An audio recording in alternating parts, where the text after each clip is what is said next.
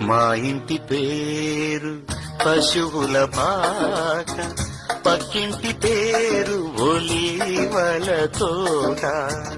మా ఇంటి పేరు పశువుల పాక, పక్కింటి పేరు ఒలీవల తోట. ఎదురింటి పేరు కల్వరి కొండ, మావాడ పేరు సియోను కోట. మా ఇంటి పేరు పశువుల పాక, పక్కింటి పేరు ఒలీవల తోట. ఎదురింటి పేరు కల్వరి కొండ, మావాడ పేరు సియోను కోట.